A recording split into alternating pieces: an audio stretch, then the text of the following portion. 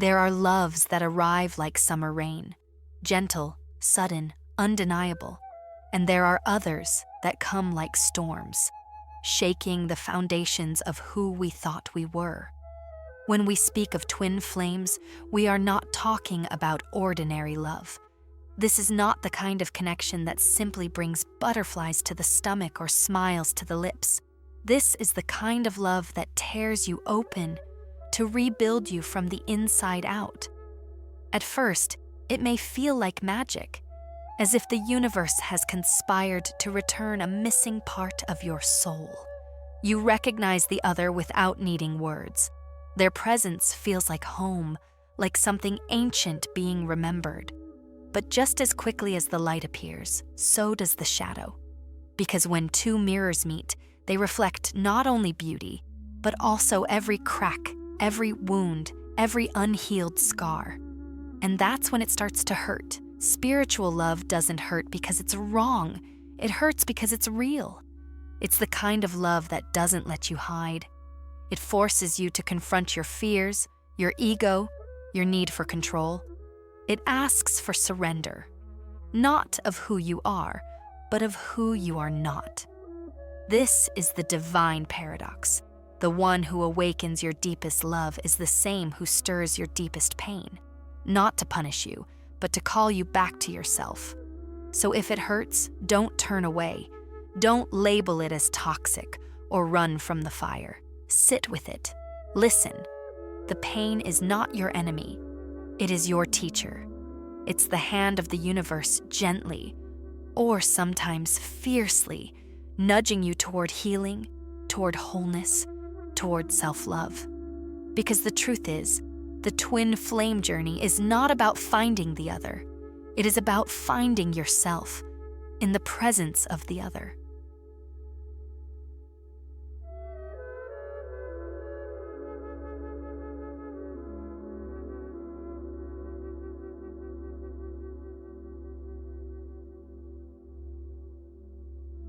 There are moments in life that seem to pause time, when everything slows and the noise of the world fades into a deep, eternal silence.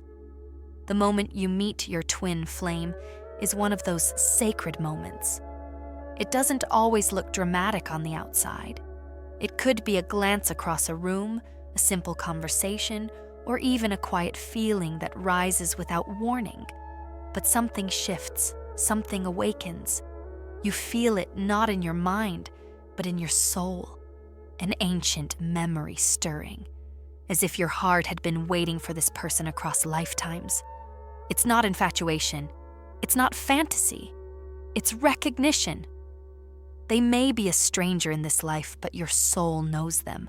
Their voice, their eyes, their energy, it all feels strangely familiar, like a forgotten dream you're suddenly remembering. And in their presence, you don't just feel seen, you feel known.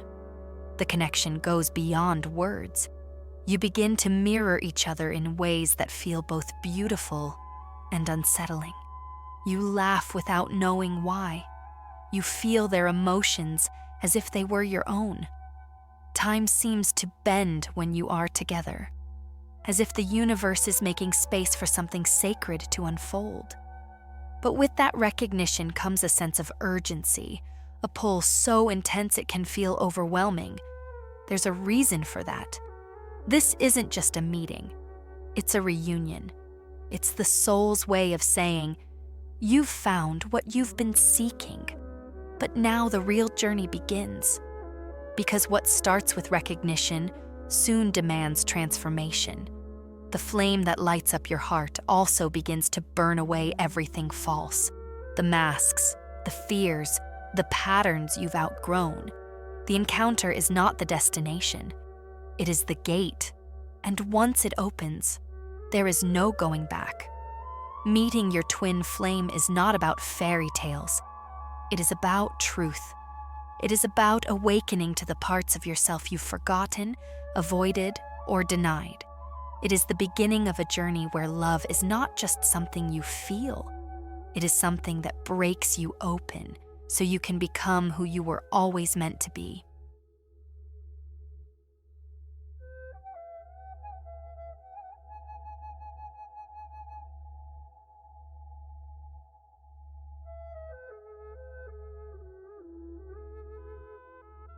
After the lightning of recognition comes the thunder of separation. No one prepares you for this part. No one tells you that the one who felt like home can suddenly become a stranger, or that a love so deep can feel like it's being ripped from your chest. But this is the sacred unraveling, the necessary storm before the stillness of healing. The separation between twin flames is not abandonment, it is initiation. When two souls mirror each other so intensely, every unresolved wound, every shadow, every hidden fear rises to the surface. You begin to see not just the beauty in one another, but also the unhealed parts, the patterns of control, attachment, insecurity, and pain. And when those old wounds are touched, the natural response is retreat. Sometimes one runs and the other chases. Sometimes both turn away, overwhelmed by what they've awakened in each other. And in that silence, in that distance, a great fire begins to burn. The fire of transformation. It is here, in the space between hearts, that healing begins. But first, there is chaos. The mind wants answers. The ego wants control. You may ask yourself 1,000 questions. Why did they leave? Was it real? Will they come back? And in the asking, you may forget the deeper truth, that this love was never meant to fix you. It was meant to reveal you. This phase is not punishment, it's purification. Separation strips you bare. It takes away the fantasy so you can face the truth. It burns away the illusion of completeness through the other, so you can begin the journey of remembering your own wholeness. It is painful, yes, but the pain is holy. It invites you to stop looking outward and turn inward, to find the parts of yourself that you gave away, the dreams you silenced, the love you withheld from your own heart. The silence becomes the teacher. The absence becomes the guide. You learn to sit with your loneliness and not fear it.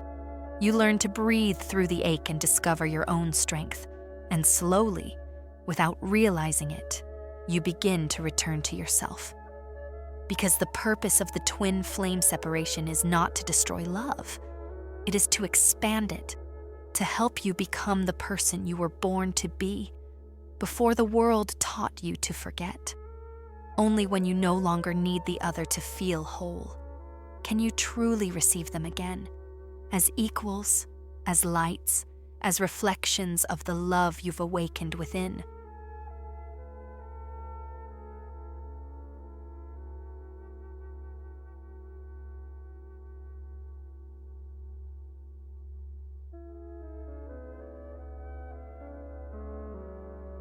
In the beginning, it feels like they are everything. They are the missing piece, the perfect match, the dream finally made real. You see the divine in them. Their eyes carry light. Their presence brings peace. Their love feels like salvation. It's easy in this space to believe that they complete you, that without them, something essential would be missing. But here lies the great illusion of the twin flame journey, the belief that the other is the source of your love. This illusion is not a mistake. It is a mirror. It reflects the parts of yourself that you have not yet learned to love. When you place your joy, your wholeness, your meaning in the hands of another, you unknowingly give them the power to break you. And when they walk away, as they often do in the early stages, that illusion shatters. It feels like death, but it is the beginning of rebirth. The separation reveals what was always true. You were never meant to find yourself in someone else. You were meant to awaken to the love already planted in your own soul. Self-love is not a concept. It is a revolution. It is the moment you stop begging for attention and begin offering it to your own heart. It is when you no longer ask, "Why don't they choose me?" and instead whisper, "Why have I not chosen myself?" It is when you stop waiting for someone to return and start returning to your own essence, the part of you that is whole, even in the absence of another. The twin flame is not your completion. They are your reflection. They came to awaken the parts of you that you have forgotten, abandoned, or rejected. They trigger the wounds not to harm you, but to guide you back to the places that still ache for love. And that love, the deep, healing, unconditional kind, must come from within. This is the invitation of the journey. To love yourself the way you wanted them to love you. To show up for yourself with the same devotion, the same tenderness, the same grace. It is not easy. The path of self-love requires courage. It asks you to face your fears, to forgive your past, to let go of who you thought you had to be. But on the other side of this shedding is freedom. The freedom to love without clinging, to connect without losing yourself, to give without emptying. In loving yourself, you break the spell of dependency. You no longer need someone to complete you, because you remember that you were never incomplete. And in that remembrance, something beautiful happens. Love returns, not always in the form you expected, but in the way your soul needs. A love rooted in freedom, a love that mirrors your wholeness, a love that no longer binds, but blesses, because the journey was never about finding the other. It was always about finding your way back to you.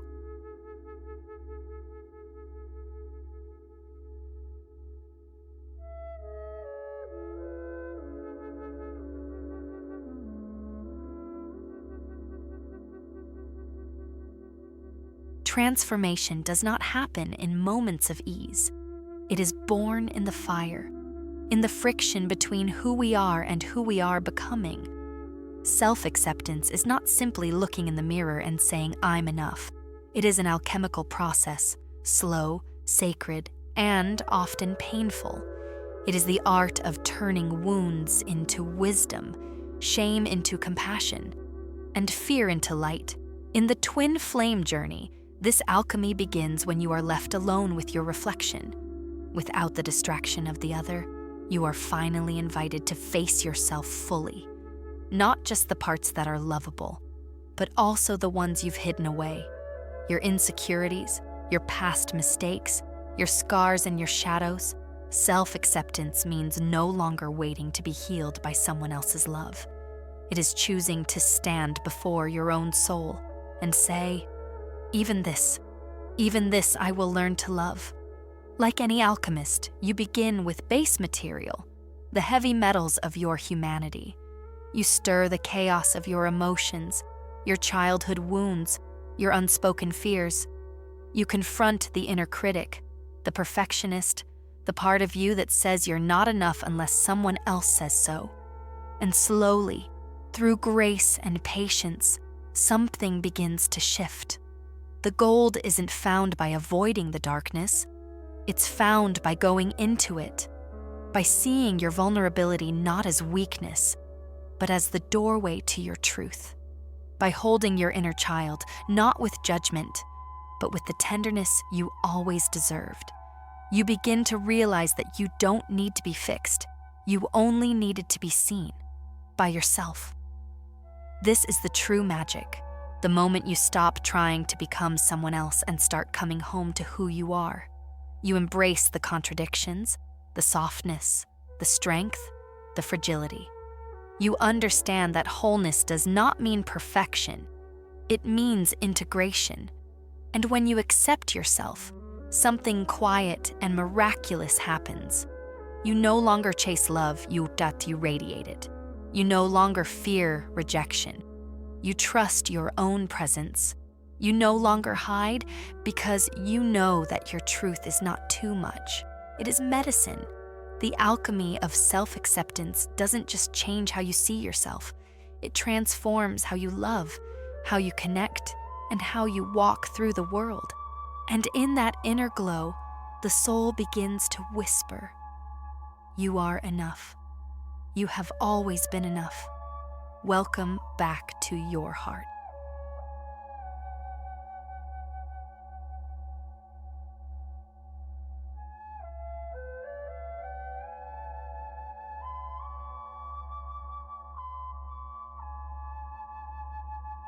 Spiritual love is not about possession. It's not about forever promises or fairy tale endings. It's about awakening. When love rises beyond the emotional and physical, it touches something eternal, a realm where ego dissolves and only the soul speaks. This is the higher consciousness of spiritual love, not a love that clings, but a love that liberates. In this space, love is not a transaction, it's a transmission. You love not because of what the other gives you, but because loving them reveals more of your own divinity. They are not yours to keep. They are a mirror, a guide, a flame that lights the path within. This kind of love does not demand. It allows. It doesn't ask the other to shrink, to change, or to stay. Instead, it whispers, "Be who you are, and I will love you still." In the presence of this love, you begin to transcend the old patterns. Jealousy fades because you no longer fear losing something. Attachment loosens because you no longer confuse love with ownership. Need gives way to choice. And you choose to love not because you lack, but because you are full. Spiritual love asks for depth, not drama, presence, not performance. It invites you to relate from your soul, not your wounds, to meet the other, not from need or longing, but from wholeness. It is not about what they are to you, but what they awaken in you. This consciousness does not make the love less passionate, it makes it more pure. It transforms love from something personal into something sacred. You begin to see your twin flame not as your answer, but as your catalyst. They lead you inward toward your own light, your own peace, your own divine self. And from that place, love becomes freedom. You can let them go without closing your heart. You can love them in their silence, in their absence, in their becoming. Because the love is no longer just between you and them. It flows through you both like a river guided by something higher. This is the highest truth of spiritual love. It's not about being together at all costs. It's about becoming who you truly are, through love, through loss, through grace. And when you rise in that higher consciousness, you don't ask, will they return? You trust. If they are part of my soul's journey, love will find its way. And if not, I am still whole, I am still light, and love still lives in me.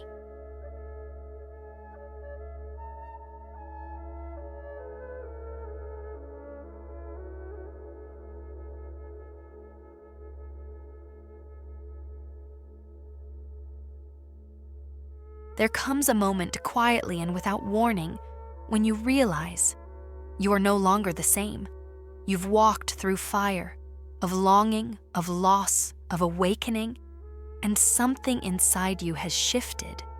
What once felt like chaos now feels like clarity.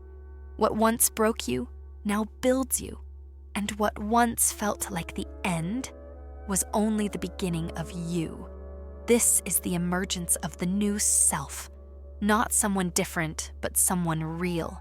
Not a version sculpted by pain or by others' expectations, but shaped by truth and healed through love, the kind you learned to give yourself. You are whole now, not because you've solved every piece of the puzzle, but because you've stopped needing to. You've stopped waiting for someone to fill the silence. You've made peace with it. You've turned it into a song only your soul can hear. This serenity is not the absence of feeling. It's the presence of wisdom. You still feel deeply, but you no longer lose yourself in the waves. You've learned that emotions are not enemies, but messengers, and you listen to them without letting them rule. You are no longer bound by the idea that love must look a certain way, arrive in a certain time, or stay forever to be real. You've outgrown the cage of dependency. Now, you love from overflow, not from need. You don't chase anymore, not people, not answers, not validation. Instead, you follow peace, you follow joy, You follow what feels like home inside your chest. Freedom has taken root in you, not the kind that runs, but the kind that rests, that knows I am safe in myself. This is the woman or man who rises after the storm. This is the self who no longer waits to be chosen, because now you choose you. You walk differently, speak differently, not louder, but truer. You don't need to prove anything, you just are. And in that quiet confidence, life begins to respond. You attract not who you want, but who aligns. Not what looks good, but what feels right. Because now you carry the love you once searched for. Now you are the love, whole, serene, free. And if the twin flame returns, they'll meet you here, not in your longing, but in your light. Not in the old story, but in this new chapter, where you are not seeking a savior, but walking beside a soul, as equals, as mirrors, as two flames already complete.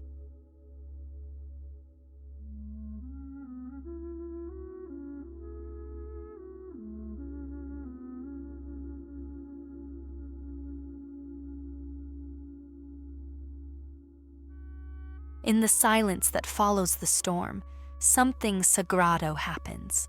You stop searching outside. You stop questioning your worth. You no longer ask, when will they come back? Or, what did I do wrong? Instead, your heart whispers something deeper.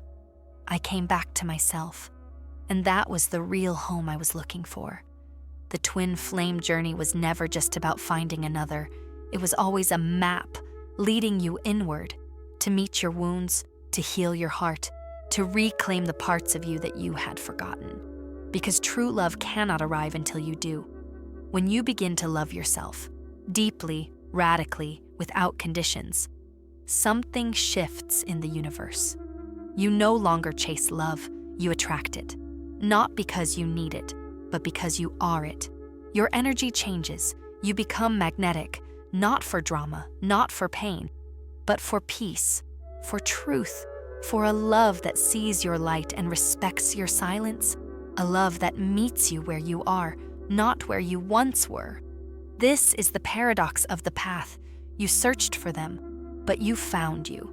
And in finding yourself, you open the door for love to arrive, the kind that's aligned, not forced, sacred, not superficial, whole, not half. Because now you are not asking love to save you. You are inviting it to join you. And when true love finds you, whether through your twin flame or through a new soul, it will feel different. It will feel calm. It will feel safe. It will feel like freedom, not fire. So don't be afraid of the journey. Don't fear the loneliness, the silence, the mirror. Each step was carving space. Each tear was clearing the path. Now you are ready. And love, real love, is already on its way. Not because you need it, but because now you finally know you deserve it.